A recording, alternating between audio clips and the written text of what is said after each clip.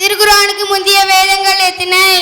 தௌராத், ஜபூர், இன்ஜீல். திருக்குர்ஆனில் உள்ள கடைசி சூரா எங்க இறக்கப்பட்டிருக்கிறது? மதீனாவில் இறக்கப்பட்டிருக்கிறது. திருக்குர்ஆனில் உள்ள கடைசி சூரா எது? சூரத்துல் நஸர். திருக்குர்ஆனை ஒன்று திரட்டும் யோசனையை அபூபக்கர் சித்திக் எல்லாம் தெரிவித்தவர் யார்?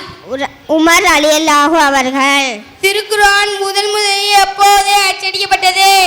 ஹிஜ்ரி 1113 ஆண்டில் அச்சடிக்கப்பட்டது. திருக்குர்ஆன் எங்க முதலில் அச்சடிக்கப்பட்டது?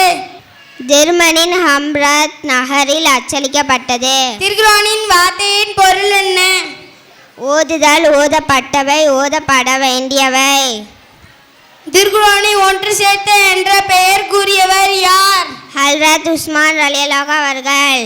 திருக்குர்ஆனில் உள்ள சூறாக்களை வரிசைப்படுத்தியவர் யார்? முகமது நபி ஸல்லல்லாஹு அலைஹி வஸல்லம் அவர்கள் வரிசைப்படுத்தினார்கள். சூரத்துல் இக்லாஸ் ஓதினால் என்ன நன்மை கிடைக்கும்? திருக்குர்ஆனின் 1/3 ஓதிய நன்மை கிடைக்கும். அஸ்ஸலாமு அலைக்கும் வரஹ்மத்துல்லாஹி வபரகாத்துஹு.